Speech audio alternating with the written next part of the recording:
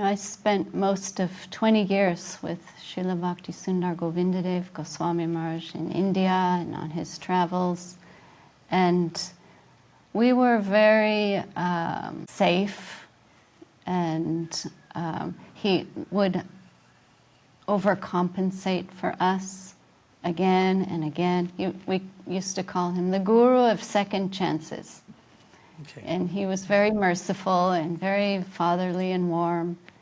And when he disappeared from this world, that was the biggest challenge of all of our lifetimes. And we did not estimate how severe that purification would be. Like Srila Maharaj talks about that the disappearance of the guru is the ultimate test. Whether we're real disciples or are we sham?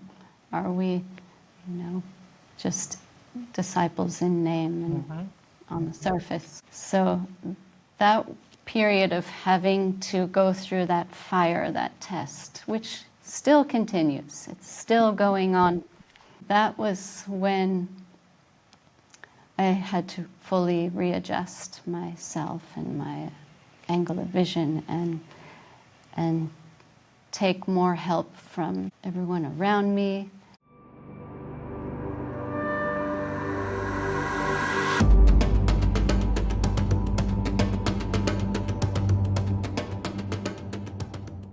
Hello everyone, and welcome back to the Free Radical Podcast. Today, I have the pleasure of being joined by Gaudiya Vaishnava teacher and author, Bhakti Lalita Devi.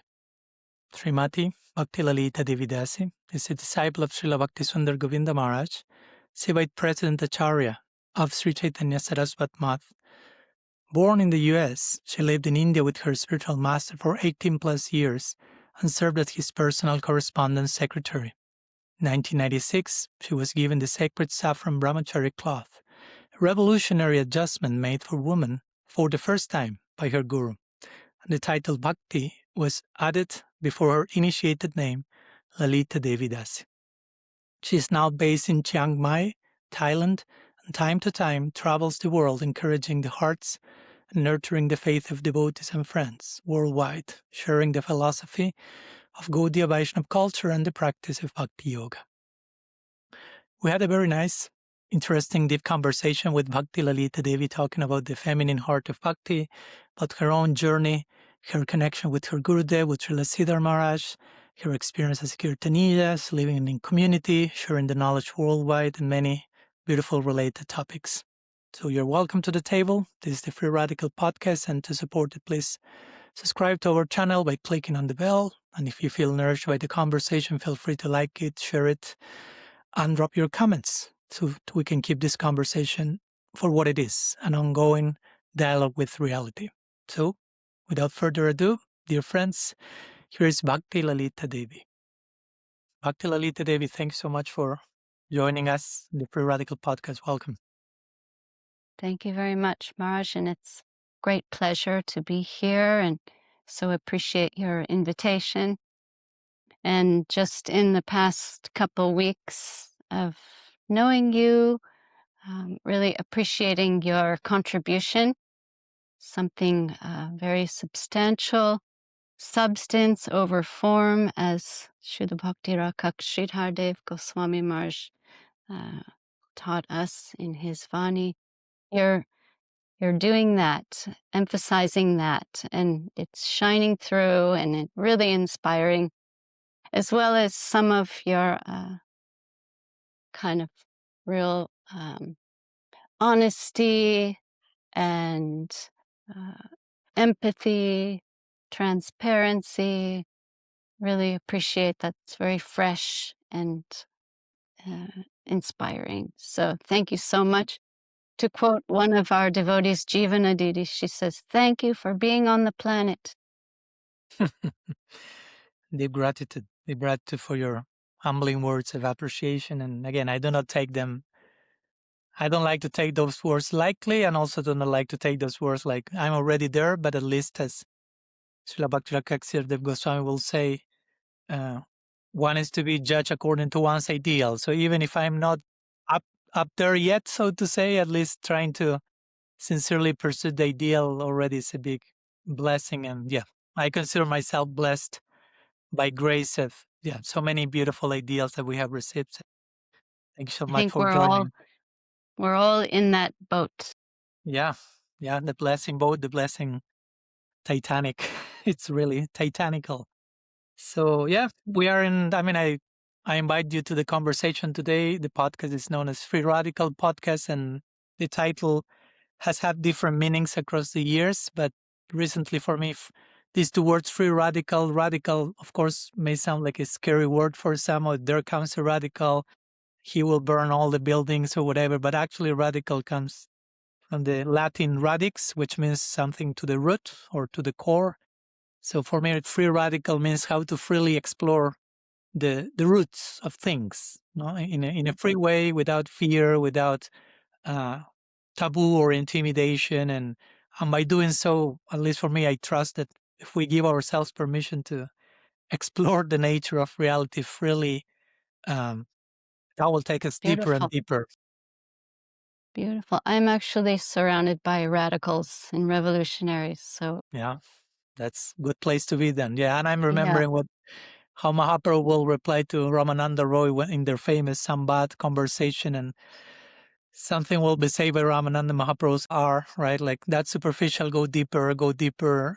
Like we can always explore a further root level of things, right? There is no end, no bottom to the exploration. So glad to be in this yeah, particular chapter of the journey with you. And I always like to start my episodes by sharing also with the audience how I generally came to know about each one of my guests. So from your side, you came to know about me a few weeks ago since I invited you, I assume. I personally didn't come to know about you a few weeks ago, but also not many decades ago either.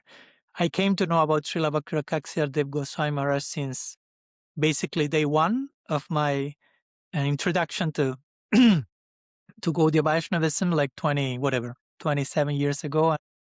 And eventually came to know many of his students, disciples, some of them being Bhaktisundar Goswami Maharaj, his Infinity Media project. And in that connection, at one point, I saw some of your lectures and some of your kirtans. And even a friend of mine, interestingly, I'm from Argentina, and my friend also is from Argentina. And he visited the ashram there in Thailand, I think like 4 or 5 years ago. I think like he went on vacation to Thailand and he just showed up to the ashram out of the blue, and he had a very beautiful experience. So anyhow, here we are in the conversation. yeah. So And I'm curious. you, Sorry. we hope you one day will also visit us. And please, when you get a chance, we're very near to India, so Mhm. we have quite an India connection. It's a great place to stop on your way Yeah, through. I've You seen can meet few pictures. Maharaj. Yeah, Goswami Maharaj is here living, and you can be my guest. thank you, thank you. Yeah, I've seen a few pictures of the setting and the landscape and the atmosphere. Also, it's very soothing, very conducive, I will say, for contemplative life of bhajan and inner culture. So, looking forward. Thank you for the invitation. Yes, one day, hopefully soon. And as I like to ask also to my guests, what brings you, in this case, you today to the conversation, or in other words, I invited you. What made you accept the invitation, or what Mhm. is bringing you today? Well, I'm learning never to resist or obstruct the will of Krishna. When some invitation comes my way, I see it must have come by the Lord's sanction. Mhm. So Mhm. I try not to say no. Mhm. And, I'm a little shy, and if I did say no, it would be because of that. But my Gurudev really wanted me to get out there and try to do something positive on the preaching field. And so uh, for him, I just try to say yes. And he was always the same way. Interesting, because Srila Sridhar Maharaj would say that he would say no. Srila Sridhar Maharaj would often first say no, then think about things, and then, okay, maybe he would, accommodate something or somebody. But our Gurudev would be like, yes, all the time to everything. And not So, the no after the yes. It will stay yes. yeah. That's good. So I happily accepted your invitation as the will of Krishna. He's sanctioning everything. Nothing happens without his divine will. So this also, he must want this. So I don't want to ever resist him. Mhm. So I take this as some grace and divine will, and happily from my side, just here to serve. Thank you. Yeah, I'm just reflecting on the line, trying to learn never to resist. And again, we are talking about Krishna, who is the irresistibly attracted. Yeah, But we have such a capacity to resist, even he who is irresistibly attracted, right? Like Srila Bhakti Dev Goswami Maharaj will say, Bhajaniya Guna Visista, right? Like Bhagavan is such that his qualities drag one irresistibly to him, but somehow still sometimes we have a great skill to resist. So I deeply value even that one can acknowledge, okay, I may have problems and I still resist, but I acknowledge that and try to to bring the yes into the yeah. picture. It's an ongoing, you know, Yeah, in progress yeah. always. Work in progress always. Yeah. And even if we say yes, we can always say a deeper yes, right? Hmm. Yeah. Yeah, or live up to it on Hmm. some Yeah. more Because you say progressive yes and then you have level. to walk the Yeah, yes, the talk. that's exactly what's happening today. I said yes to you, and then here we are. And Yeah. Yeah. Yeah. We are I trust we are both trying our best in our work in progress with the word yes.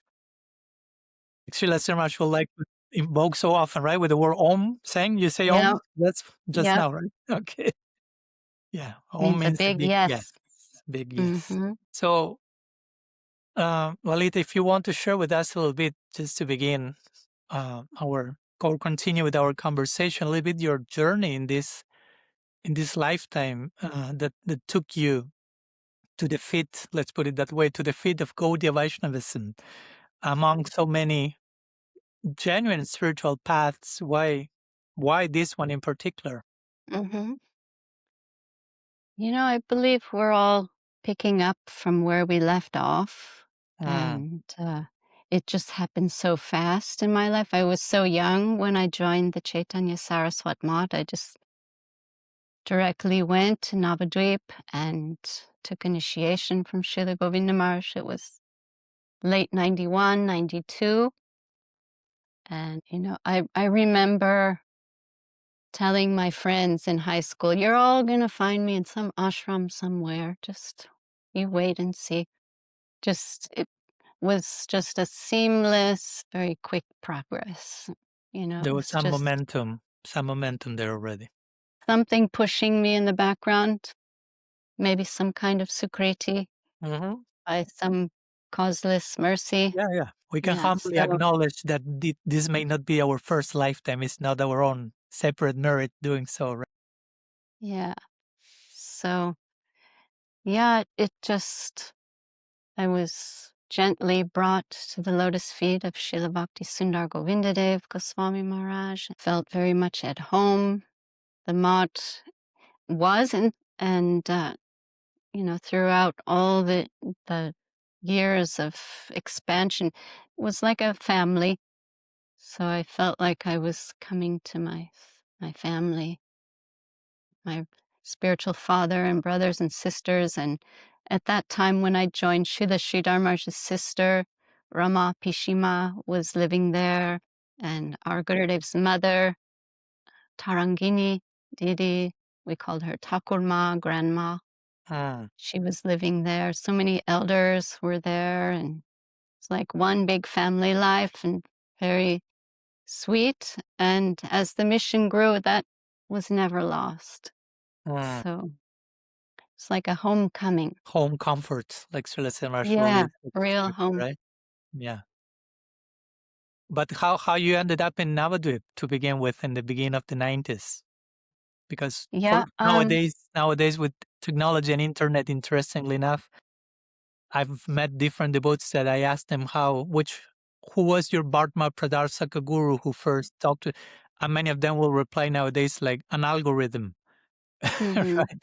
Because Right. YouTube showed to them some video in connection to something they showed previously. So of course at those times we didn't have those Yeah. algorithms in place. So Right. probably you met someone gave you a Yeah. book or talked to you something.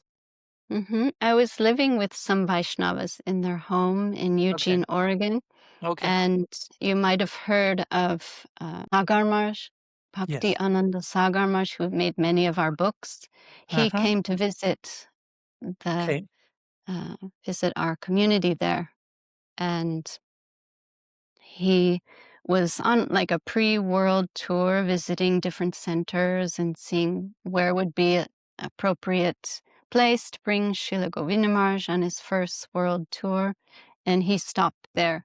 And I was so ready Which for was your age at that Guru. time, if you recall? Say that again. Which was your age at that time, if you recall? 19, 20. Okay. Same age I, I I turned have when I 21 joined. in Navadvip. Okay.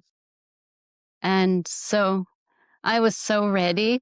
And the Vaishnavas I was living with weren't exactly directing me anywhere and just saying, just stay here and serve our deities. And, it'll reveal where your guru. I was ready for that guru connection. And then Sagar Maharaj came and he gave me some books and Srila Govinda Maharaj's photo and some recordings. And just like, that was it.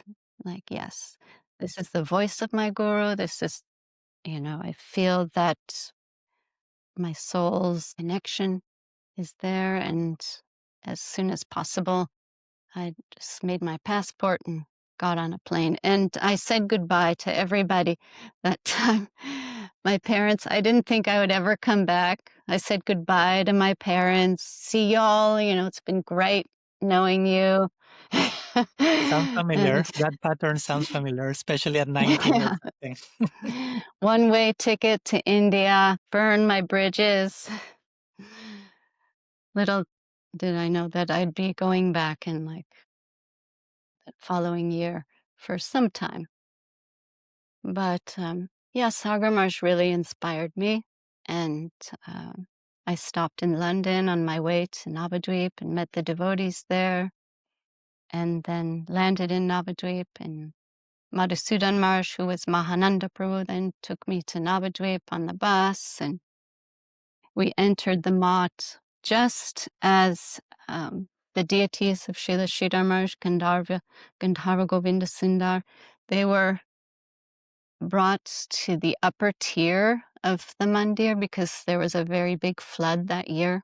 And just as we were entering the Math, the deities were being brought down from the upper tier, put back on their singasana. And Srila Govinda Maharaj was standing on the side, watching, making sure everything was okay. And that was my first moment in the Math, and seeing him and seeing the deities and the devotees. So, just kind of a very smooth entry and Speaking about meeting now Srila Govinda. that being flooded, you were carried by the current very naturally. Yeah. And So, what will you say was or till today, or maybe at that time, but what captured you in this lifetime about Gaudiya Vaishnavism in particular? Among the variety of paths, what mhm. made it unique for you to feel this is my call, this is my journey? Yes. Reading the books of the Sridhar Maharaj as well as Srilesi Bhaktivedanta Swami Prabhupada, like the Bhagavad Gitas. I had both Gitas, and I just kept getting like a like an internal approval, like, yes, of course, this is perfect Siddhanta, the time I understood perfect philosophy.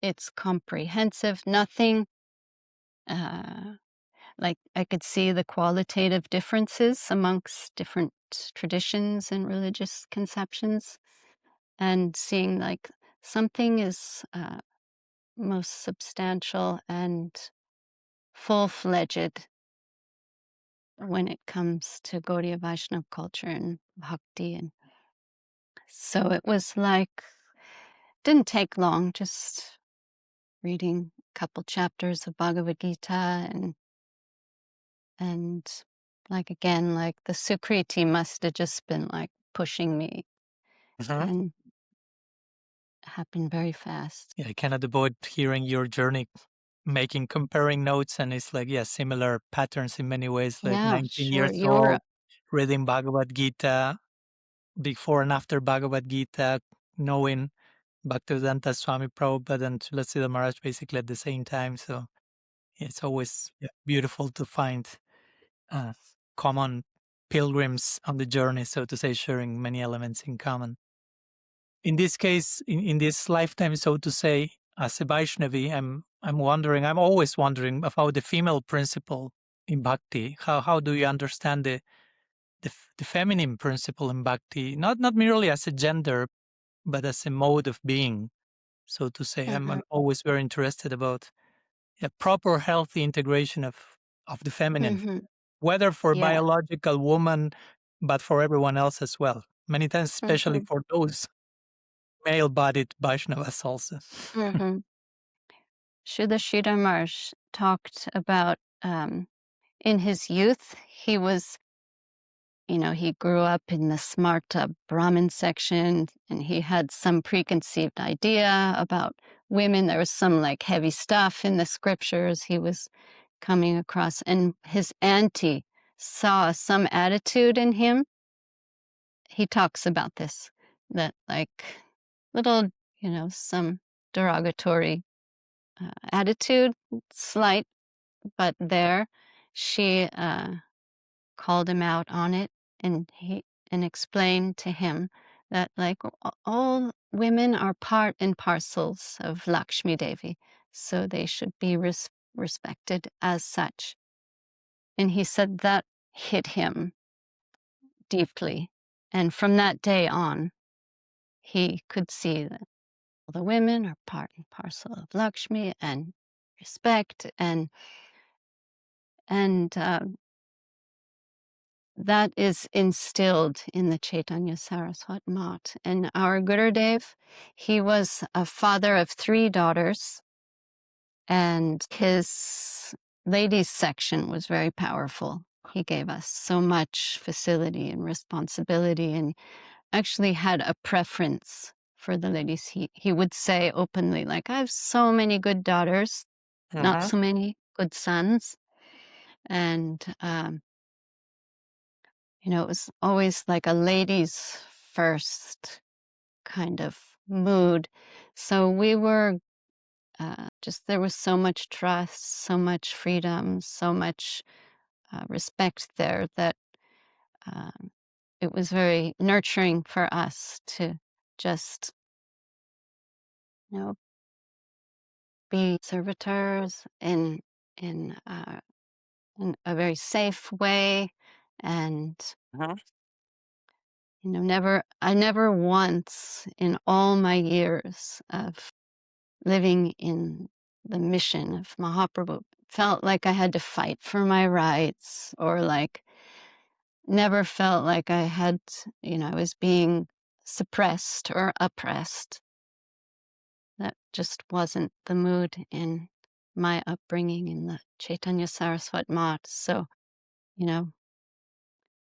very grateful for that. Yeah, you're very fortunate. Like I can tell you, Yeah. I don't want to torture now with other testimonies from many Vaishnavis that have not had that particular experience, unfortunately. So that's why I'm bringing this to the table, also for people to know there are other testimonies. There are other ways of doing things. It's not that this is the only version of the story.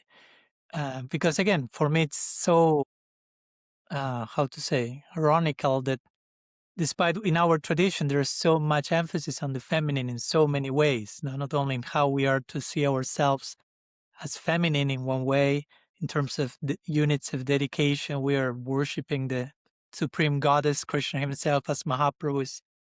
The whole Gaur Lila is a project to honor what the goddess is about, Sri Radha.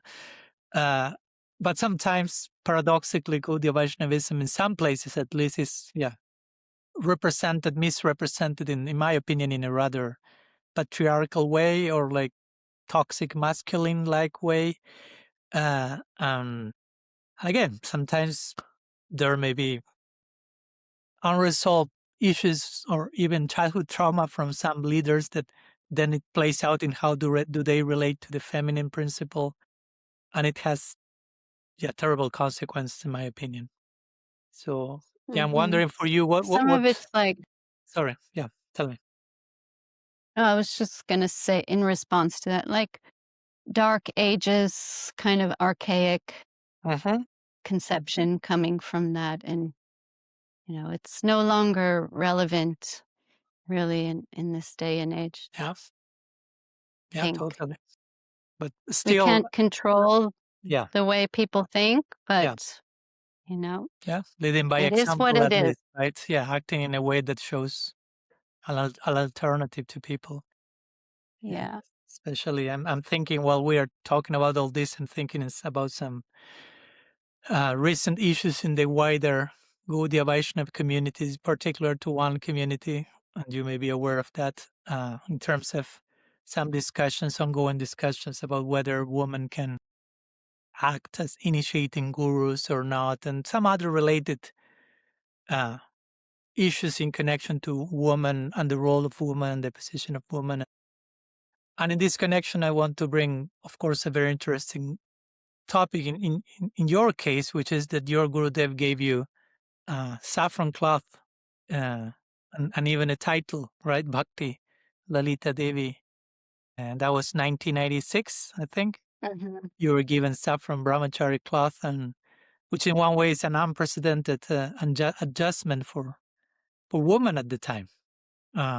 So that's a very interesting situation, and I'd like to ask you what took what took to that decision, what was happening that inspired him to give you that path, to give you that title, and how did you experience that that moment internally? Yeah, it was kind of a mutual thing. And this saffron brahmachari cloth, our Gurudev called it an asbestos suit. A what suit? What? A what? An asbestos suit. Like What's that? asbestos. It's some toxic stuff that grows in buildings, and when they demolish buildings, the workers have to wear a mask. It's just something I don't know in Spanish. No, it's clear. I think it's asbesto, actually. It's almost the same word. Yes. Yeah, and so a special suit is required when dealing with the toxicity. And so he called this an asbestos suit. And he just felt like it would be like, it's a material designation. We all know that. It's not who we are, and it's just cloth, but it has its effect and its purpose. And he felt it could be like a protective measure for our preaching and practicing lives. And like, why not give it to the women who are, uh, going to preach and live an exclusively dedicated life? And he saw, he saw in me some tendency for like detachment and renunciation. When I joined the mod, I was wearing white with like a little bit of a border. And like our first conversation when I met Srila Bhaktisundar Govinda Devi Swami Maharaj in Navadip, he called me. The new girl arrived, and he called to welcome me, and I sat, and he just sort of straight away wanted to know my intention. And he's like, so, what are your plans? Are you going to live an exclusive service life? Is that what you want? Or you plan on like having a family life at some point? And I said, no, I've come here to serve full time for the rest of my life exclusively. And he said, very good. Interestingly, he said, if you give birth, then you will have to take birth. It's like that's what came to his mind. Like family life means having children, and if you're gonna be, I know, having children, it's the karmic reaction of having a child. Maybe there's some gradation of that depending on what kind of child. If it's a Vaishnava child, maybe it's another story. But he said, if you give birth, you will have to take birth. So, like, if you like die to live, if you go into service life, then like just try to finish up your karmic circumstances and be a full-fledged servitor and live free from all these things. And that was our first conversation. And he saw that, like, and that was the height of my renounced mood those days. I like share with everyone, like, I'm not shy. I was very renounced then. Now, a little more moderate. I've had to kind of find some moderation, and like it has to be a sustainable thing. To add the word yukta next to vairagya. Yeah. I had to learn like some kind of sustainable living situation, because those days I was a little more hardcore, extreme. I kind of overdid it. And then at some point, maybe like 10 years on, I'm like, okay, little adjustment time. I have to like kind of find what would not be too much or too little. So that was a learning experience. But in those days, Gurudev saw that like I had a kind of a renounced mood, and he wanted to facilitate that, and he wanted to protect me as well. So that's the saffron cloth idea. He said, you're wearing white, but like really you're a brahmachari. So he's like, let me think and kind of consult the scriptures and see like how this could be supported in scriptures. And he mentioned something about, one of Mahaprabhu's associates, Sikhi Mahiti's sister, Madhavi Devi. Some parallel is there, like she lived a renounced life, and he thought of her and thought how, like, some scriptural reference he had, and then like time, place, circumstance make the adjustment. So yeah, he chose Vishnu Priya Devi's appearance day in honor of her sacrificing her happy marriage life with Mahaprabhu, Nimai Pandit. In her honor, he chose that day and gave the saffron. Thanks for sharing. Again, I cannot avoid comparing notes, and I'm thinking in my community, when I was in Argentina for the first almost 20 years, at one point, I've been a brahmachari for 10 years, and then I took sannyas like 17 years ago. But there was also a community of Vaishnavis, and eventually we had some kind of brahmacharini, if we want to call it that way, order.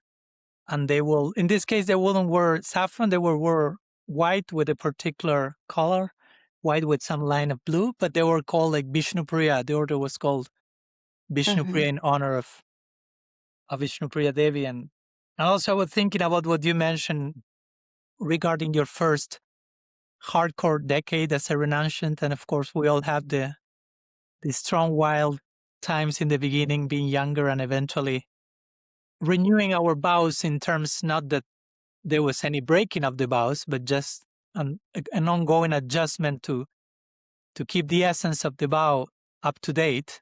And I like always to think that one actually renews vows on every single day. Like, what does it mean for me to having accepted those vows today, and how to implement there? Sure. And part of what changed in me also regarding what your Gurudev mentioned to you in your first conversation, and I'd like to hear your thoughts. Because to be honest, in my first years, uh, I will never consider myself to have been a fanatical person, like brahmachari is the all in all, and or woman are a temptation, because it was very family like also for me. The experience from day one in the mat when I joined were women and men living. I was very family experience. So, but somehow there was this subtle hierarchy, if you will, in my mind between those living in the mat, those living outside, or those wearing uh, saffron, and those wearing some other color, let's say, renouncing grihasta, brahmachari sannyas. And to be honest, the last decades already, I really feel I'm in different place, in the sense of, at the end of the day, as you yourself say, to wear saffron or to call ourselves sannyas or brahmacharis and upadhi, at the end of the day, some form of designation, and bhakti goes beyond designation. So I know which are your thoughts in those senses, because also, as I like to tell devotees, okay, I'm a sannyasi, but in my eternal prospect, I'm not planning to be a sannyasi, right? In Golok Vrindavan, there are no sannyasi. If the sannyasi comes, it may disturb the mood even. So I better get not too overtly attached to my role or designation as a sannyasi. And part of that for me is also to appreciate bhakti when it comes from anywhere, basically, and to acknowledge how someone even in a family life can have equal possibilities of attaining the same goal if they propose so. So I don't know if you have any thoughts, or if your own thinking about this have shifted throughout the years, or no, whatever. Well, I grew up in the Mott, and there were so many devotees that were so much better than me. Like, I had so many role models, and so many of them were grihastas and devotees with no designation, no position, no external position, but they were way better than me.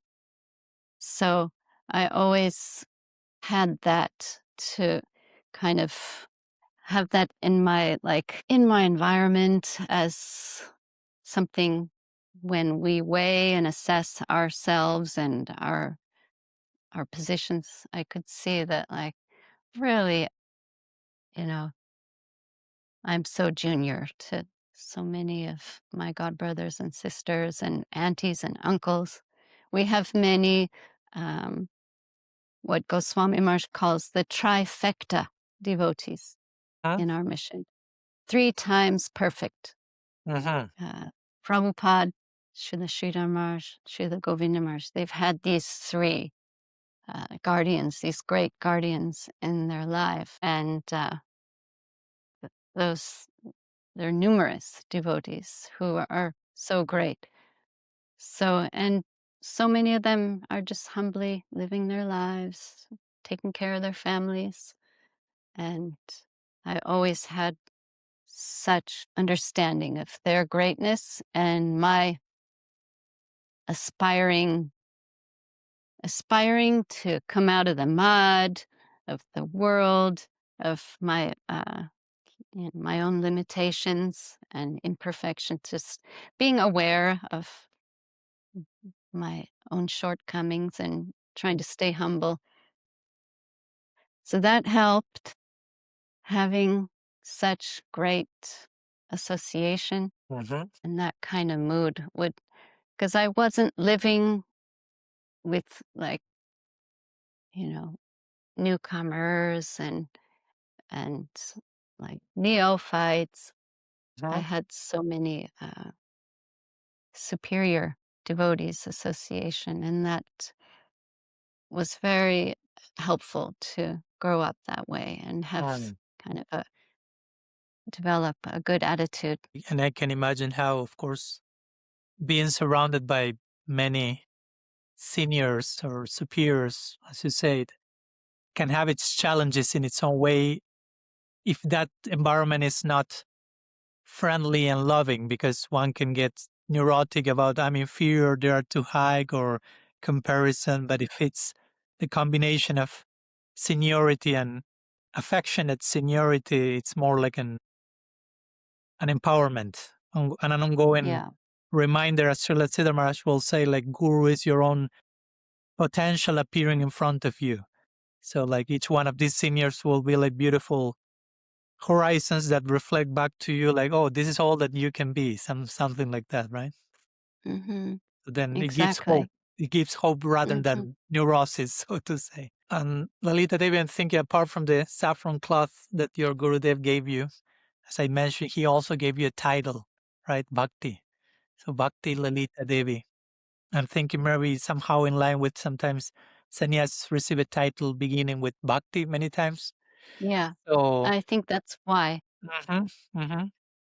Some So parallel to yeah, that, but this is not sannyas. to keep, yeah, let's put a little weight off your shoulders. Yeah. Just a brahmachari. But still, it's a title, and I'm have nothing against titles. It's a beautiful title, but again, titles carry their weight, so to say, as we were talking about designations and titles, or you were saying before, okay, it's just a color, it's a cloth, but also it gives a message, tells something. So I'm curious, and I always like to ask people who carry titles or colors or positions or whatever, how do you carry a title like that or a situation like yours, which is unique among others in its own way? So how do you deal with all that uniqueness, so to say, without it becoming like an identity trap, a burden, or attachment to making all that a mask, basically, right? Creating a persona out of a color, out of a title, and losing touch with who we actually are. Mhm. Yeah. Well, one of, you know, Srila Bhakti Rakshidhar Dev Goswami Maharaj is who we both are living by his Vani, his instructions, and his teachings. One of the things he instilled in his teachings is modest natural growth. You know that you've heard that expression of Srila Sridhar Maharaj, modest natural growth.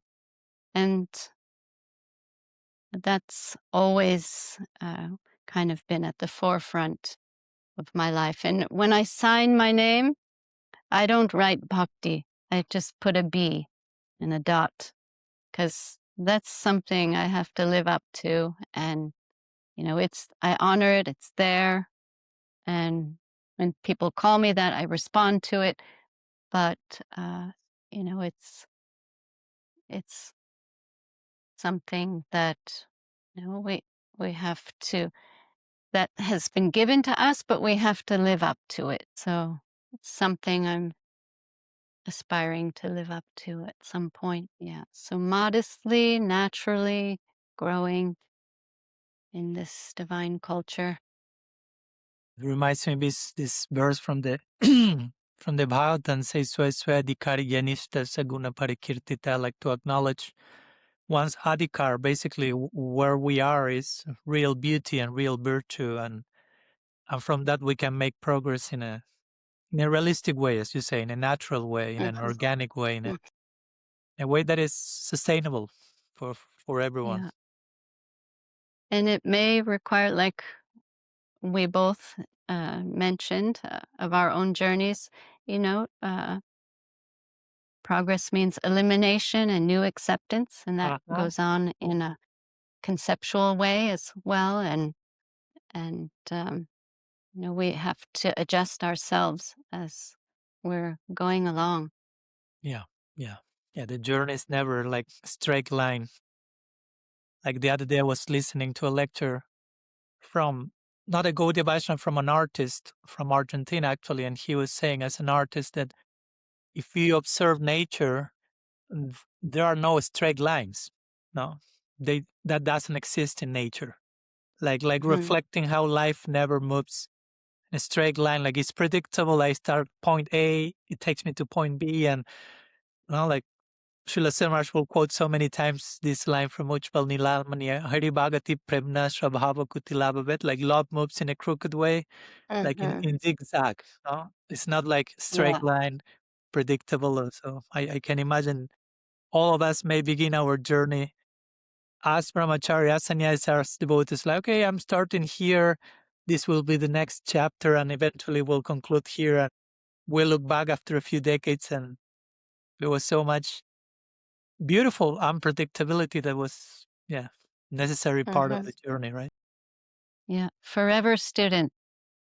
Yes, that's one of the ones I repeat the most to others and to me to begin Yes. with. I saw on your website Okay, that's okay, like being highlighted. yeah, it Yep. must be a daily reminder, daily reminder. Yeah. Yeah.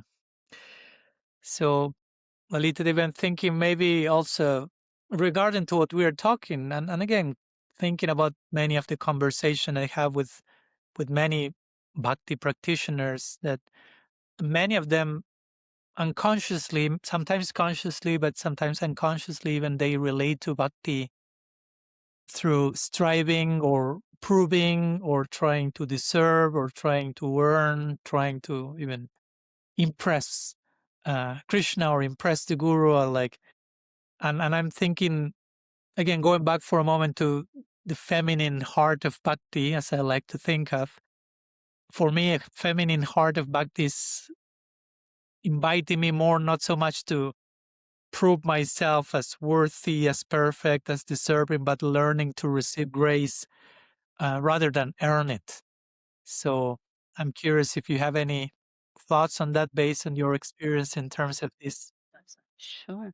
this Well, approach. this this whole path is descending, isn't it? Mhm. It's it's based on descending grace from above, revealed truth. Amnai. So it's coming down to us. We can't, as Srila Sridhar Maharaj says, it's not like something we can fight for.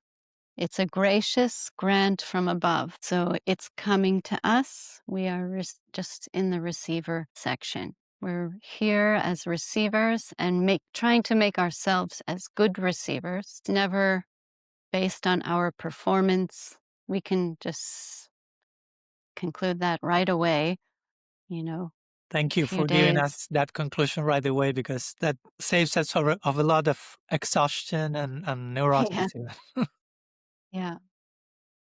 Srila Sridhar Maharaj would tell devotees like they would come to see him on his veranda and like want some service, and he'd say like your service is to become acquainted with reality.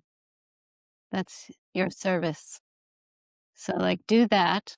And so many wanted to preach, Yeah, yeah, but he'd say like first you like charity begins at home. You first make yourself set right. You adjust yourself and acquaint yourself with reality. And then we can think about what would be next.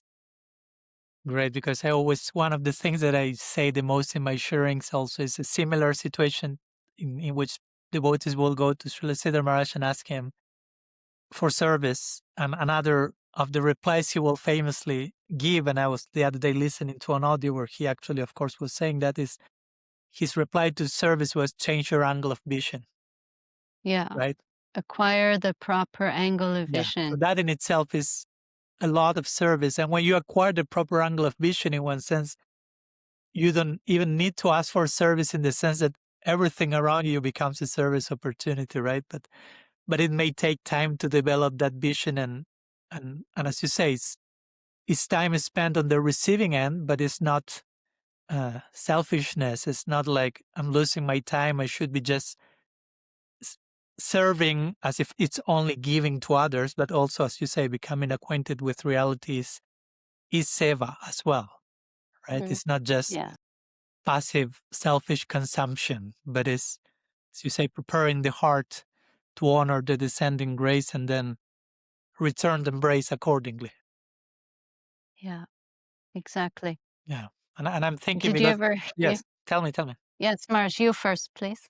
No, I was thinking just that, of course, not only you've spent time preparing your heart to becoming more and more acquainted with reality, but also you spend many years serving others. So I was thinking in terms of being on the receiving end, and sometimes we may overemphasize serving as only giving to others. So I was wondering if there was during the time in your journey that you realized that you also needed to learn to receive certain things that in the past you will never think about receiving, like when you gave your example in the beginning, extreme renunciation, so to say, and I don't need this, I don't need that, and maybe in time, okay, I may need some, whatever, take more care of my health or my resting or my whatever, some things, no? So I was curious about if at some point of your journey that shift take and like rediscovering what it means to be on the receiving end in a new way, but always in the sake of giving yourself in the best way possible as well. Mhm. Well, I spent most of 20 years with Srila Bhaktisundar Govinda Devi Goswami Maharaj in India and on his travels. And we were very safe, and he would overcompensate for us again and again. We used to call him the guru of second chances. And he was very merciful and very fatherly and warm. And when he disappeared from this world, that was the biggest challenge of all of our lifetimes. And we did not estimate how severe that purification would be. Like Srila Maharaj talks about that the disappearance of the guru is the ultimate test, whether we're real disciples or are we sham? Are we, just disciples in name and on the surface? So that was a really intensive growth period for myself. I had to learn to grow up really fast, and then I also saw that I'm no longer being compensated for. I had to be like fully accountable and responsible for myself. Whereas before I was very cushioned and always being compensated for. So that period of having to go through that fire, that test, which still continues, it's still going on. That was when I had to fully readjust myself and my angle of vision and take more help from everyone around me, and even learn to read the environment a little more and understand like the universal conception of guru that we read about in Sri Guru and His grace. It must have, after our Gurudev left the world, I think I read Sri Guru and His grace like 50 times, again and again and again, until I could understand. And it's Krishna. He's revealing himself in a plurality, and we're living in a pluralistic society, and there's grace everywhere, and have to just, it's like it's described by Srila Maharaj, a little more of an intermediate stage where you can start to understand Guru is everywhere. So not that I am at that stage, but being pushed in that direction, like slowly. And so, learning to take help from everything and everyone around me in order to survive in this spiritual culture, because that kind of loss in the disciple's life can be very severe. And for someone like myself, who is like, so dependent on the form of my guru, the vapu was very much, I was living with him, and he was like our mother, our father, our friend. And then all of a sudden it's gone, like the lotus flower, the water, the sun analogy. It became hotter and hotter. Yeah. And like, where's that water? The water. Krishna's sun is there, the disciples the lotus, and the guru's the water, but like that water just, withdrew from our vision. And like, now what? What are we gonna do now?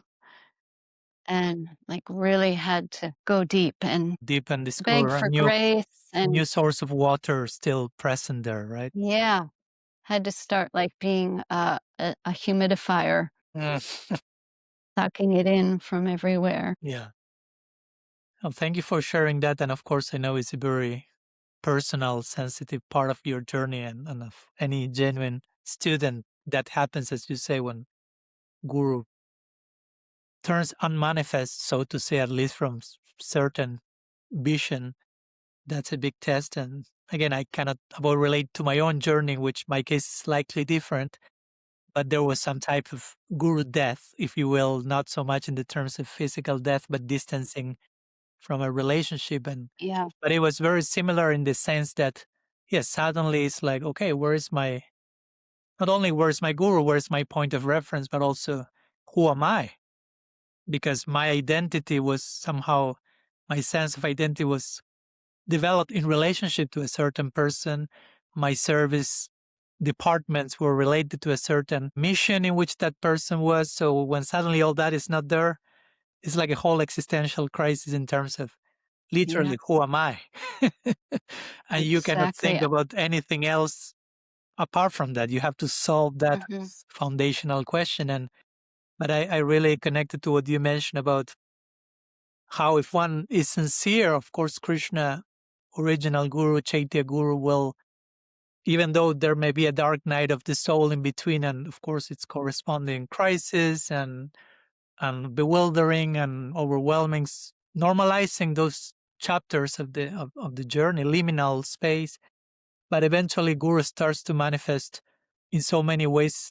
If we have the eye to see that, and of course for that, I think both of us are very grateful for a book like Sri Guru and His Grace and Srila Siddhar Maharaj's instructions in their direction of plurality of gurus and expanding the understanding of not to downplay the personal connection with a particular sadhu, but also to keep in mind the universal presence of that agency, so to say. So we do not hyper localize them. And some months ago, exactly. And sorry, yeah, tell me. no, tell me first. Some months ago, I'm constantly interrupting you, so it's your turn to interrupt me now. no, I interrupted you just Okay, now. but don't forget what you were going to say. Just be briefly. Okay. No, that some months ago, the idea that came was to make some sort of parallel, but when the gopis are with Krishna, of course, they see Krishna, and when Krishna disappears, they start to see Krishna everywhere, right? Like in union, they see one Krishna. In separation, they see thousands of Krishnas. But that doesn't mean that they want to be in separation, right? They are still looking for the one Krishna, while Krishna's presence became universalized.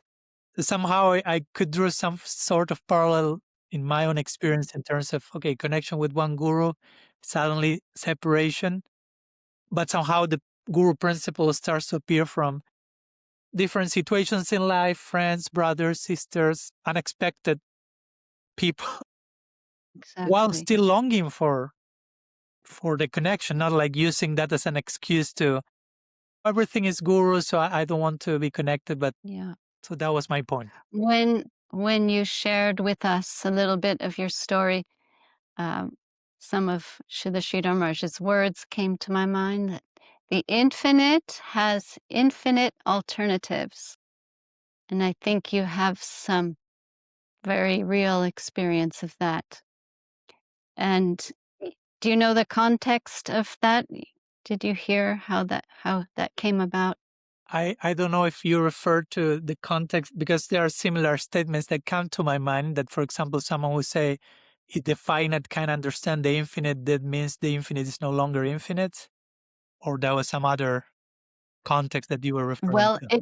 this particular thing, he said the infinite has infinite alternatives. After one lady devotee in 1977, she rushed to Srila A.C. Bhaktivedanta Swami Prabhupada's bedside. She wanted initiation from him. And she went to Vrindavan. She arrived just a couple days too late. Srila Swami Maharaj Prabhupada had left the world, and she was devastated. Bhakti Charu Shami, who I think you've heard of him, he would visit the Sridhar Maharaj regularly in those days. That was 77, 78, or at least was informed about Srila Prabhupada's wish that everyone go to Srila Sridhar Maharaj for higher guidance and help and consultation.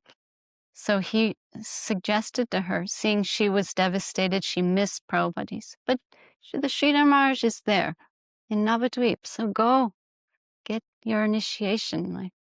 And so she went and she took initiation from Srila Sridhar Maharaj. And he said to her, after hearing her story, that the infinite has infinite alternatives. So he said it for her. And, I think you've experienced that. And we've also seen that sometimes that the Lord himself will provide the alternative. He will be the alternative. He will have to come forward and be that alternative personally. And we used to have this devotee supporter of Armat. We called him Mr. Karnani. He had a devotional name, I think it was Gurupad, but we called him Mr. Karnani. And he and his father used to support many of the projects of the Chaitanya Sarasvat Math. And we'd go to his house and have kirtans with our Gurudeva and Tirtha Maharaj. And shortly after Mr. Karnani's initiation from his guru just stopped functioning, let's say, out of order and no longer serving as guru. But Mr. Karnani would not stop with his devotion, his faith, his dedication. He just, to the day, in his last breath, he just worshipped that non-functioning guru. And, our Gurudev used to tell us again and again, like, Krishna himself is going to have to step in and save this devotee. That he wanted us to be sure to understand, because you worry, like, what is going to be the fate of this devotee? And it's a little heartbreaking to watch. But our Gurudev was like, no, Krishna himself is going to have to step in and personally save him.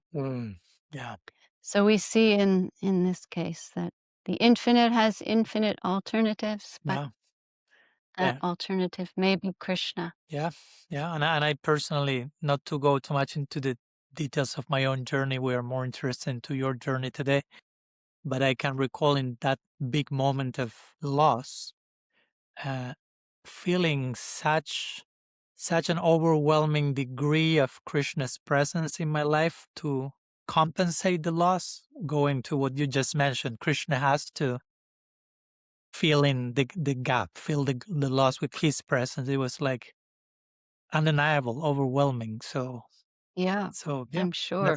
So as you say, the infinite has infinite alternatives. Sometimes we become too trapped into boxes, thinking it works like this. Like if it's just a mathematical formula, the guru is this, and if this happens, this will happen, and if not, this will happen. But we should humble ourselves and remind ourselves we are always dealing with the infinite. So reminding that space of openness. welcoming. Yeah, it's the loving search for the lost servant will continue. Yeah. It cannot be stopped. Yeah. Srila Maharaj will describe in that book beautifully, and I'm including that part in a book I'm writing now on unconditional love and how Krishna is loving us.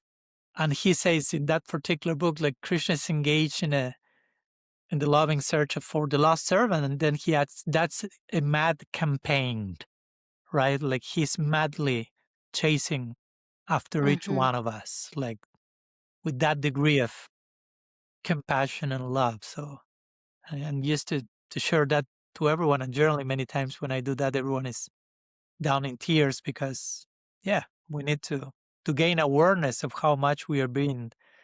It's not only us looking for Krishna, so to say, and he's indifferent till we knock on his door, but he already took the first step to begin with, even when we were not aware of his existence, when we said, I'm an atheist, God does not exist, or whatever, he's already engaged in that mad search, desperate campaign, right? Yes, like in Gopakumar's pastime. Yeah. Brihad Bhagavatamrita. He arrives, right? Yeah. Yeah, that section Krishna also knows. is included Yeah, in and what I wrote. I read Brihad Bhagavatamrita very fast. I was borrowing the book from Srila Bhakti Pavan Janardhan Maharaj, and I was very worried about returning it to him. And so I was reading as fast as I could. But I remember one detail coming across when Gopakumar and Krishna both fainted after seeing each other. They ran to each other and both fainted. Gopakumar first he came to consciousness before Krishna. And when he came to consciousness, he noticed that Krishna was holding his neck, like strangling him, holding on, and he was not yet revived. And Gopakumar's like, this Prakrita Lila, like, get your hand out, you're choking me.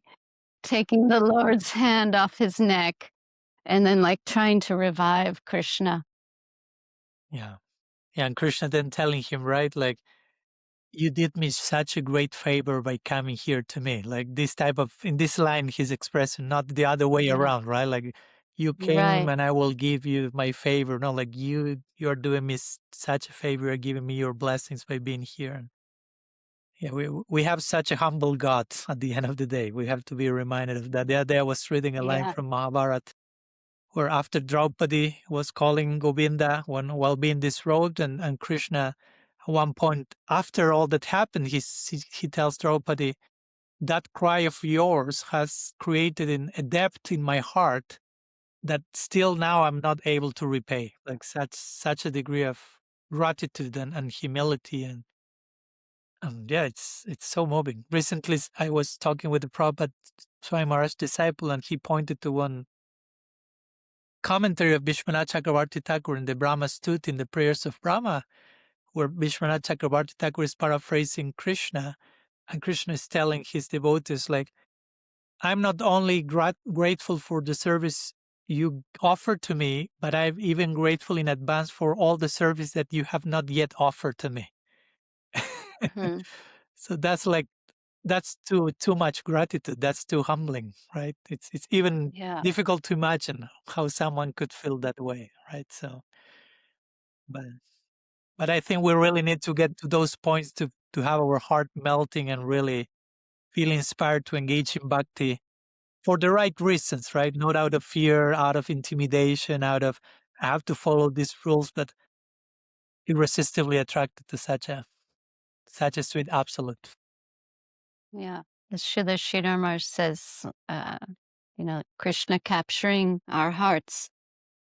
It's going on in a modest, natural way, gradually, like that verse Srila Sridhar Maharaj includes in the Prapana Jivanamrita, Jata Shradho Matkata Sud. It's Vidyate Hridaya Grantis, Krishna speaking, that like for one who receives the seed of devotion, who's selfless, penitent, denouncing their ability to abandon mundane enjoyment despite realizing it to be the embodiment of suffering.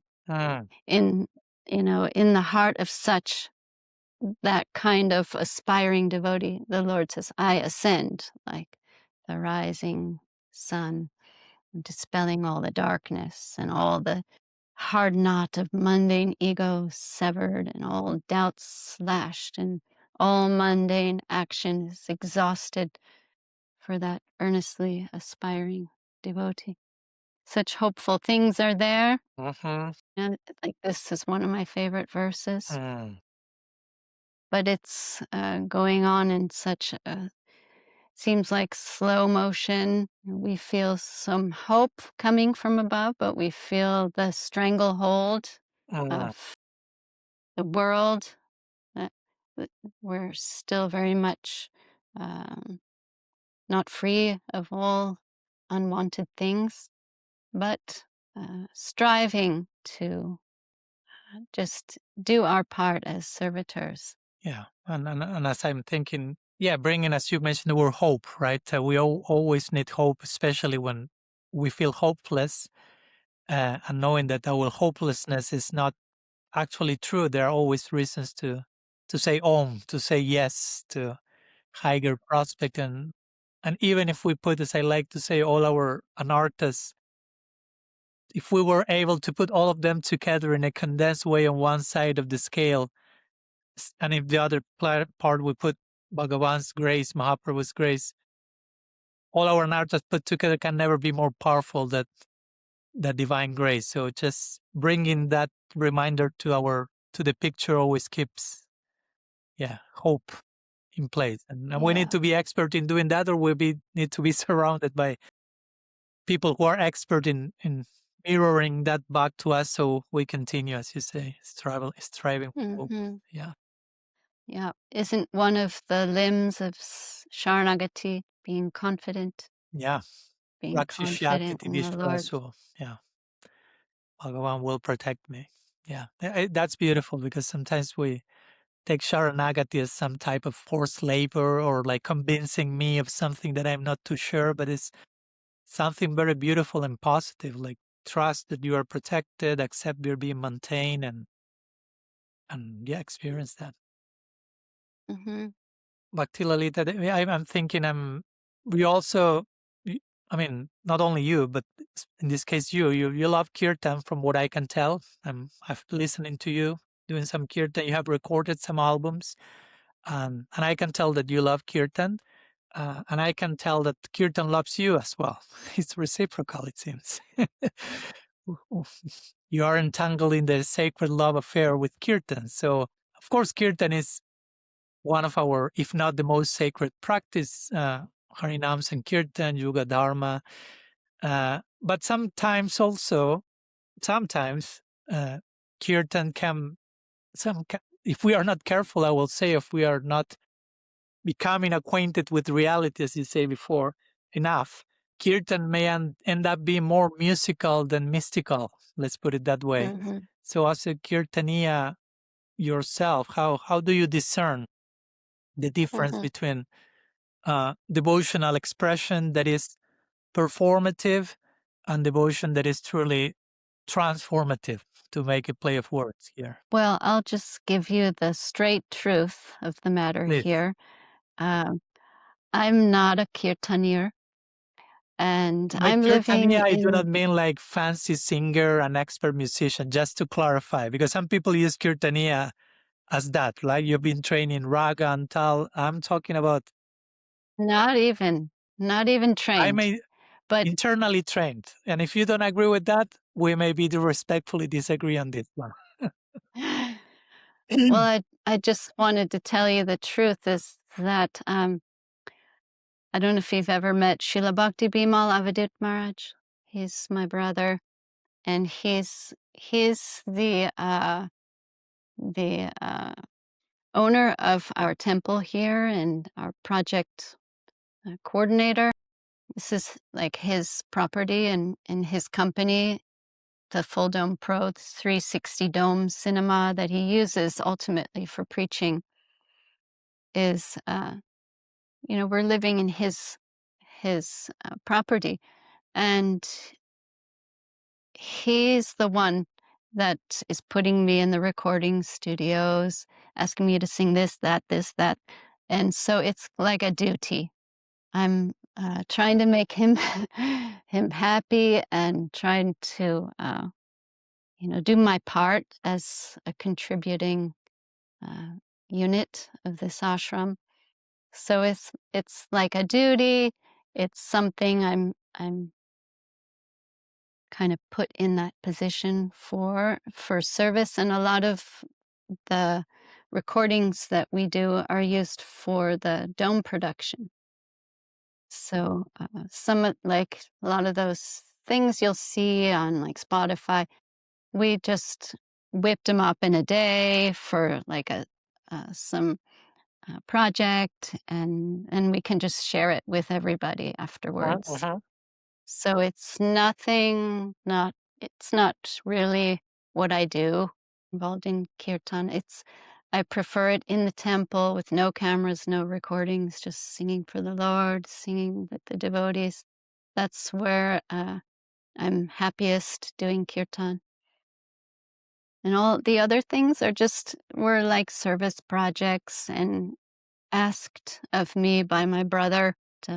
So that's why. Thanks for the clarification. Thank you so much. But Yep. still, my question stands. So, what's the difference between devotional expression and performative versus transformative? Which advice will you give to each one of us? Because at the end of the day, we are all invited to be kirtaniyas. Again, not in any public, professional way, but just lovers of the divine through song and praise. So, from that place. Well, the first thing that I always hammered with Avadut Maharaj, like, okay, I'll record this for you, but like, you can't sell it.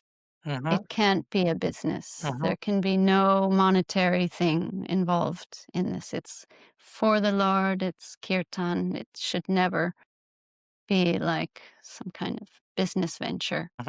So that's number one. Okay. Like, and isn't that an offense to the holy name, like making a business out of it? So that's number one in my world. It's got to be free. If you are thinking Loving about for free. contracting Bhakti Lalita Devi for Kirtan, do you know what's the first clause in the contract? Thank you. Yeah. And so yeah, it's got to be for free. And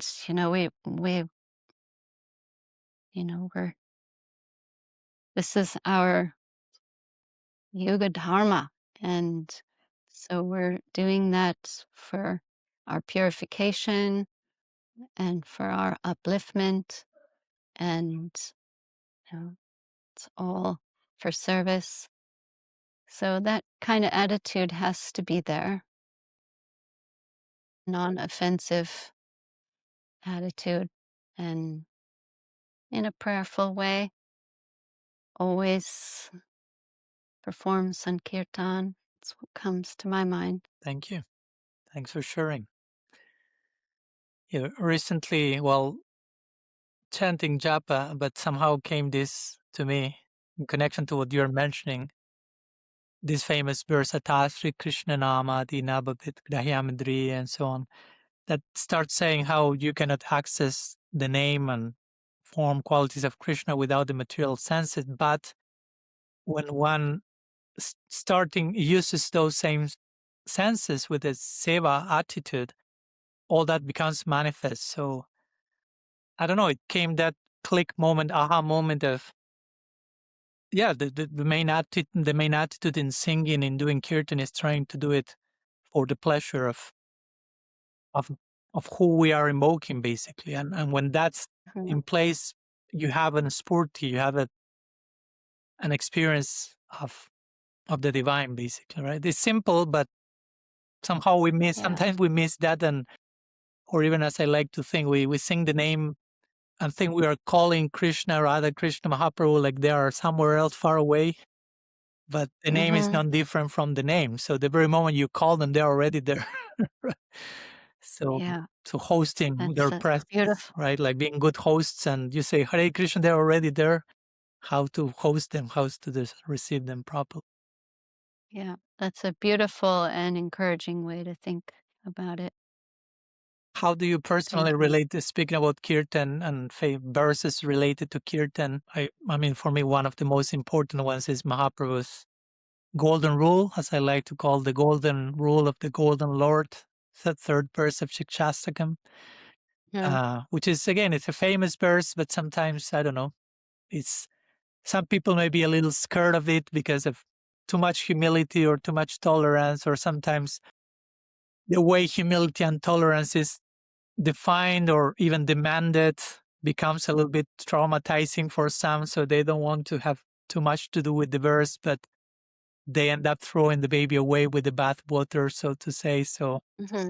how do you personally embrace this particular golden rule, which is all Hmm. about kirtan ultimately? Kirtaniya sadahari, Yeah. right? Yes. Well, our Gurudev personally lived by this, and he had it like written on his walls and practicing it to the extreme. And then one day Goswami Maharaj asked, like, Maharaj, like, why so much emphasis on Trinadapi Sinichena? Do you need to explain what that is for your viewers? Do they know what is the third verse? Yeah, you can do it if you want, please. You, please. Briefly, yeah, this is the third verse of Shikshastakam, what Mahaprabhu is inviting one to be more humble than a blade of grass, more tolerant than a tree, to offer respect to others, not to be expecting respect for oneself, and embracing all those qualities, one will be able to engage in praise of Hari, no, Kirtaniya Sada Hari, constantly. Yeah. Well, thank you for that. And our Gurudev lived by that and responded to Goswami Maharaj like, I'm doing this out of desperation, Maharaj, he told him. There's no other way to run a mission, to live your life. It's, the large expansion of Sankirtan is like even in our daily lives, in moment to moment living, we need to be humble, tolerant, giving honor to others, so we won't survive and we'll be alone, which is not good for spiritual life and practice. We need to always be in good association and having good examples and some guidance. And as Srila Sridhar Maharaj says, by tolerance, harmony increases, and there's room for everybody. It's all accommodating. So no other way to live as an aspiring Vaishnava, no way to live in the assembly of devotees. And we'll always be given plenty of opportunities to practice these things when we're all living together. So yeah, that being like kind of front and center at the forefront of our daily practicing life. And we had such a good example of that in Srila Bhaktisundar Govinda Devi Swami Maharaj. He said, like, I'm only doing it because there's no other way to survive and run a mission. He said, if I wasn't tolerant with my Hapanya Pujari, I have to go there myself, and I would need a helicopter to go and take care of all the different services in the different temples. Yeah.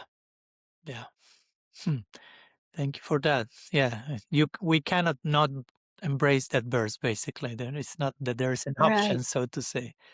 And I really always like to remind myself that verse speaks a lot about relationships, right? It's all those virtues are to mainly be expressed in how we relate to each other, because it's relatively easier to, okay, I'll sitting in my bhajan kutir with my japa, and I will be more humble than a blade of grass and more tolerant, but I'm not being challenged by the environment, right?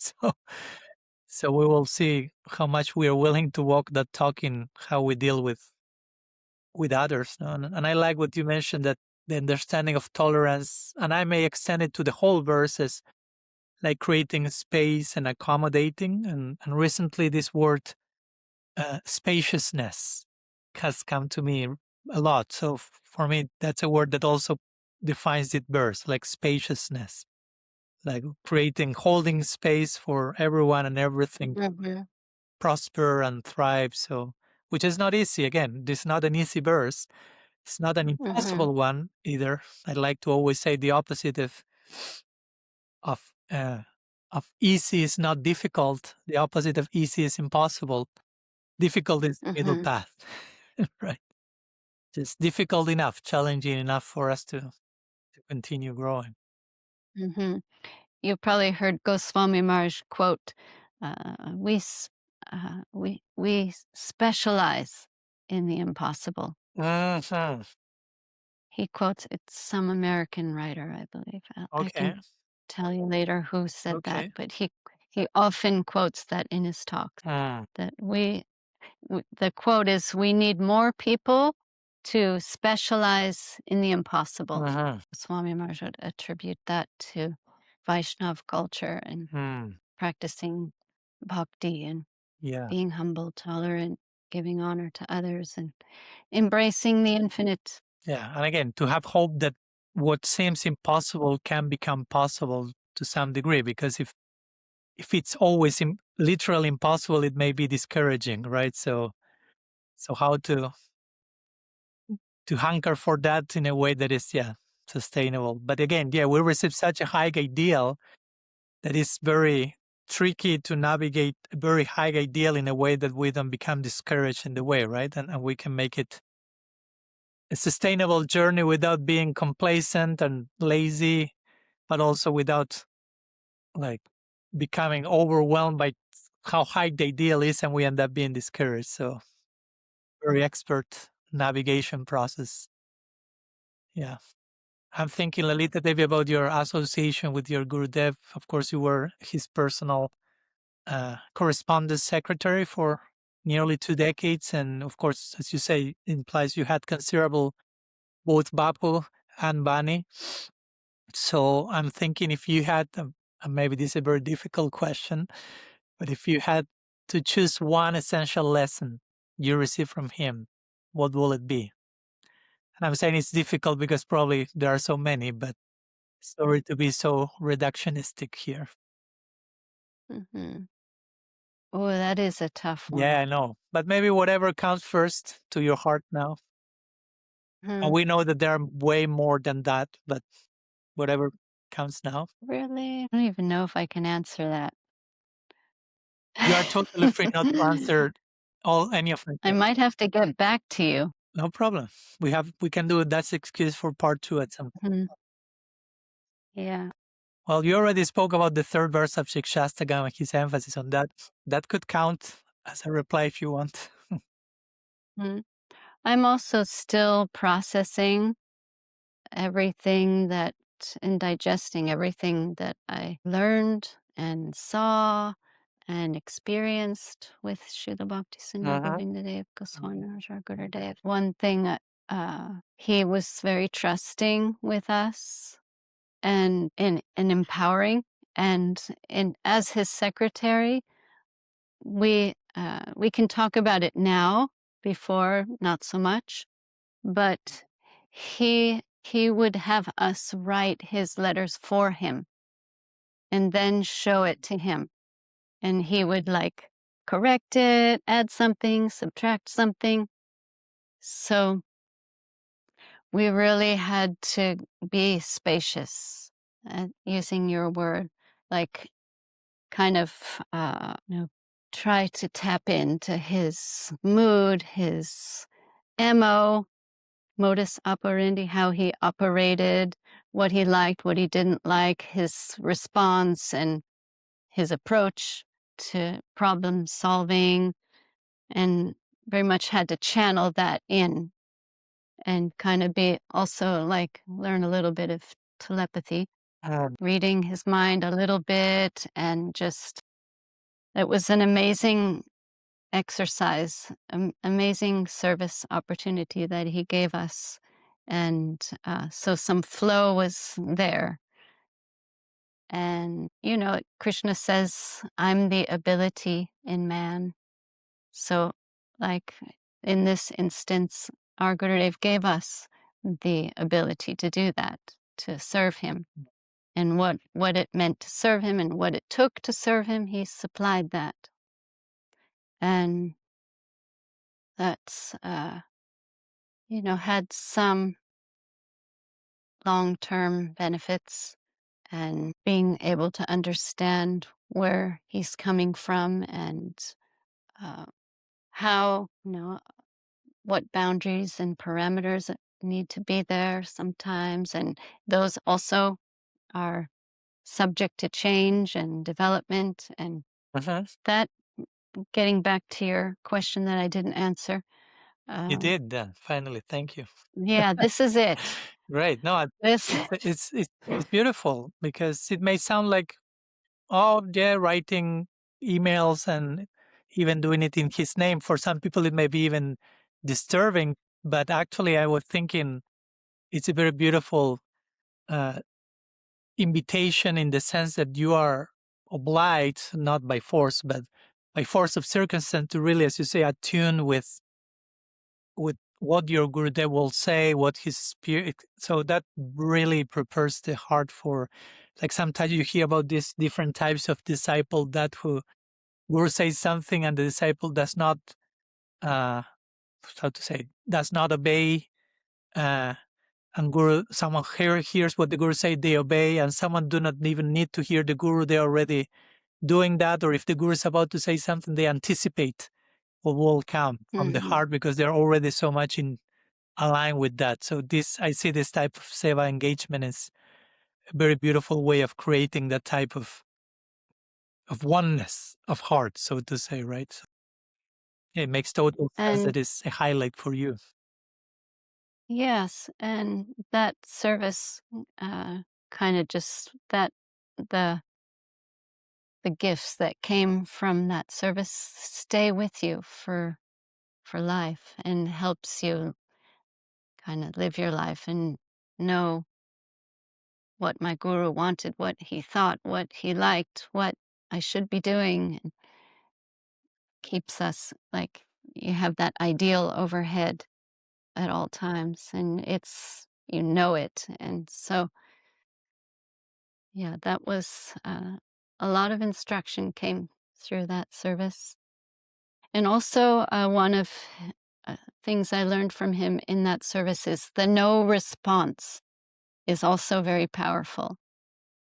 Sometimes devotees, like, writing some like kind of offensive or critical things, and like someone wanted to quit their Krishna conscious practicing life, and all these reasons why. And his default instruction for those kind of messages were like, don't answer, wait and see, just give no response, was his answer.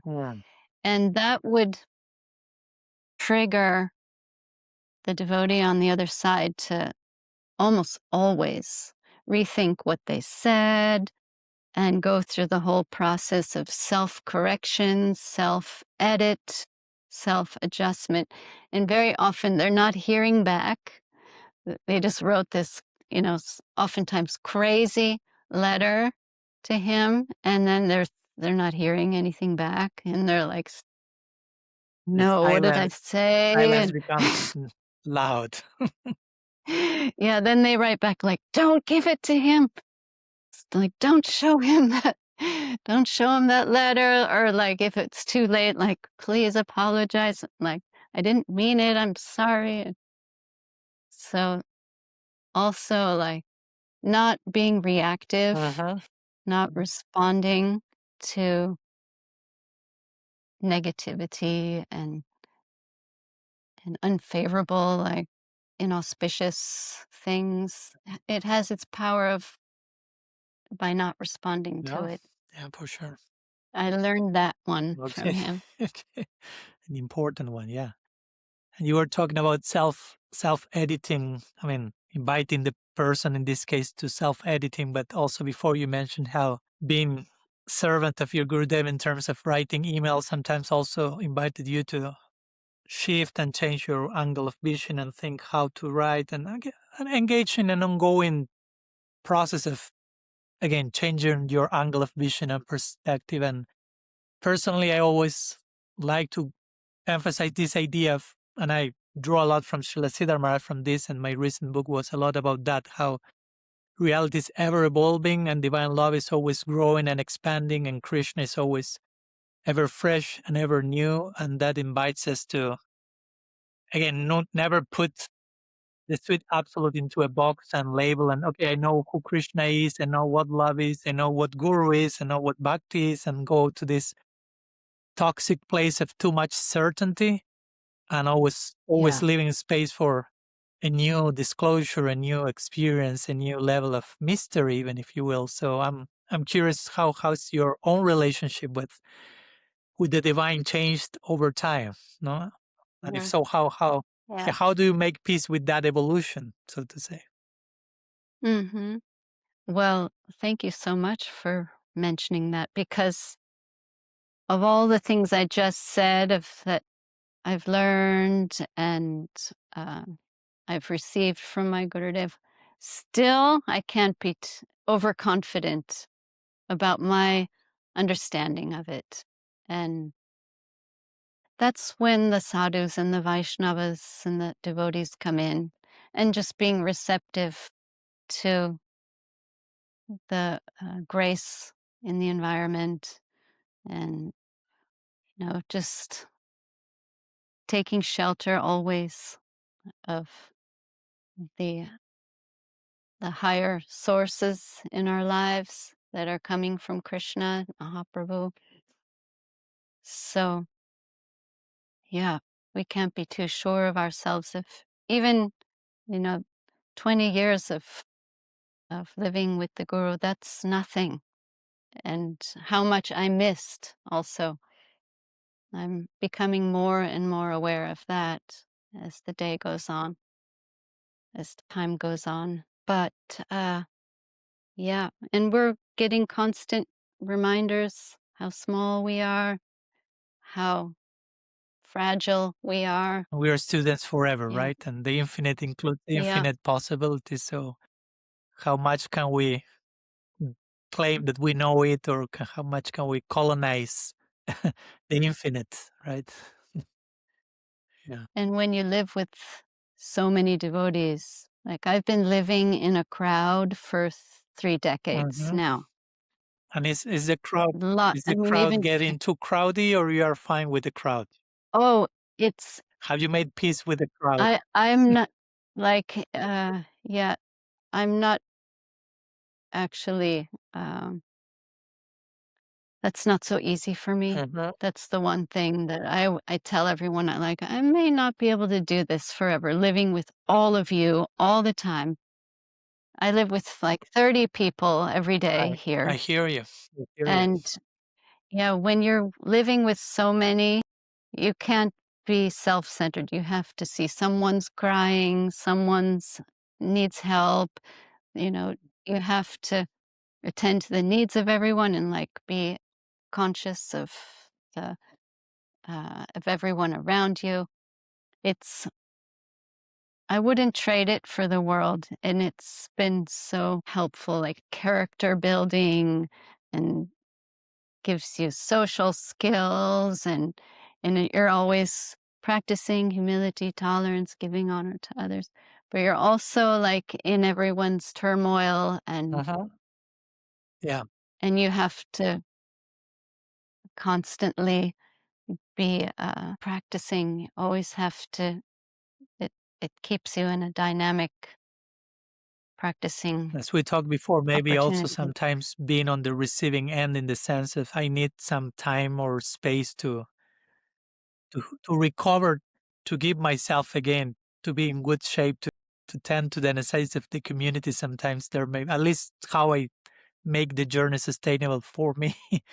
Sometimes I may need Yes. to disappear from the crowd, so to say, and go to my cave and I'm plugged in with silence and sadhana, prayer, study, so I can give myself more fully. And each one of us have our own natures and capacities for that, but we have to find the sweet, sustainable spot, so to say, right? Exactly. But what was your original question? I kind of drifted. No, it's What fine. did you ask? I was asking you about how your experience. We were talking about the divine being ever evolving, love being ever evolving, and how has your own relationship with Krishna changed over time, and if so, how you made peace with that evolution, so to say. But your answer was there and evolved in different directions, so that's totally fine. Okay. Yeah. But now hearing it again, I think I'm like nowhere with my evolution with Krishna. It just seems so far, far away. But, you know, again, modest, natural growth. We're here every day and trying to just be receivers and do our best. Make the best of a bad bargain, as Srila Sridhar Maharaj would like to say. We have our own karma that's we're uh, grappling with. There again, there's And also so much sometimes, grace, right? There may be a bad bargain, but there's so much grace and hope and yeah, I will. tate nukampam shushamikshamaну. And we see that when we are with the Vaishnavas and the sadhus and chanting the holy name and have some touch of bhakti in our lives, that our karma can be accelerated. And, it may seem like it's all coming at once. And we're grateful for that because it could take infinite lifetimes to clear. Srila Sridhar Maharaj explains, like it's the benevolence of the Lord that is sending all these reactions to us at once, because this could drag on forever. And at the same time, knowing that he makes his presence especially present in those moments as well, right? Because it's not just like we are thrown into an ocean and good luck with your thick karma dose, Yeah, but there's support there. Yeah. And that what makes yeah, Vishwanath Chakravarti Thakur will use the expression Shobana karma, which is like beautiful karma, so to say. There is something yeah. coming, but also And with proper, as you say, acquaintance with reality so we can understand what's going on and we can go through the eye of the storm with deep hope, deep support. yeah, Yeah. yeah, the Lord is kind and benevolent, and he's one thing I've been thinking about a lot is Srila Sridhar Maharaj says, the more pressure that comes from the outside makes one from the inside invulnerable. He uses that word, invulnerable, like invincible. Sincerity is invincible. So all the pressure that's coming from the outside is really making us from the inside. It's coming with certain intention, in other words, right? Yeah, and we're taking shelter of the Lord when we're being so pressed. And from the inside, what are we going to do? When we're being so pressed, we need some like strength from above to help us. So everything coming from the outside is for our inner good and coming Environment is graceful. friendly, right? Yeah, every wave is favorable. So just before we put our sharing to rest, I want to be generous with your time and don't take too much of it, but I'm wondering, Lalita, what's at this chapter of your journey, at this stage of your life, what is Bhakti asking of you now? Not in theory, but in this season of your life. Yeah, I mean, I feel like the environment and everyone in the environment are utilizing me. And sometimes more, like some moments more than other moments, but feeling like my blood is being taken by Krishna and Krishna consciousness and my Gurudeva service. And especially like the young devotees, I think sometimes like, what if I just like wake up one morning and decide I can't do this anymore? Like how many, especially young devotees, would be really upset about that? And how it's a responsibility, like I actually have to keep doing this for them. I have to keep myself clean and clear and focused for those devotees who are depending on me. And not in any like teacher way, but as some kind of friend, a source of encouragement. And that's a lot. That's more than enough. Just to be there for everyone as a friend and an assistant. And that was my main instruction from my Gurudev, like encourage the devotees. That's like my job. And so in order to do that, we have to be in a position to do that. And that's some responsibility, and have to keep myself focused so I can do that every day. So that's kind of a theme in my life right now. And seeing that like there is some demand coming from the outside for my energy and my attention and my focus. And it's my duty to stay true to that and stay fit and try to do a good job. Yeah. Try to do the best I can from my side. Yeah.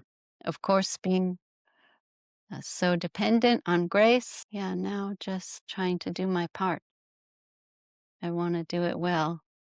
And sometimes it seems like if someone else could do that, that would be really good because. But as Krishna says in the Gita to Arjuna, right? Better perform your duty wrongly than someone else's duty nicely. So here we are with our own beautiful messiness, trying our best. Again, we're like work in progress. Yeah, maybe I'm a bad friend sometimes, but I'll keep trying to be better. I'm not Every I'm day not so is sure about a it. new day to keep. Every day is a new day to keep trying. So Lalita, any closing message, anything, final words you would like to share before we put our sharing to rest? Bite it for this moment? Well, just that I'm here at everyone's service, at your service, Maharaj, and any of your viewers. If I can ever be helpful or do my job as a source of being a source of encouragement, then I'm here for that and happy to help. If I can't personally provide encouragement, I'll find it for you. I'll make sure I get it from somewhere. I'll go knock on Swami Maharaj's door and Good to know. petition the Vaishnavas. Somehow or other, I'll try Okay. You're to be an available encouragement, for service. an encouragement finder. That's good to have Yeah, those people nearby. Well, thank you. Thank you. And it's reciprocal in whatever I or we, I'm daring to speak plurally by many of us that will be listening to this conversation, whatever we may be of service. We are happy and blessed to be willing to do so. So, yeah, let's keep the reciprocal moving, interaction moving. So, of course. deep gratitude. Thank Yeah. you so much, Bhakti Lalita Devi, for joining us in today's conversation. Thank you, Maharaj. It has been very touching. Thank you. Thank you, Maharaj. Pleasure.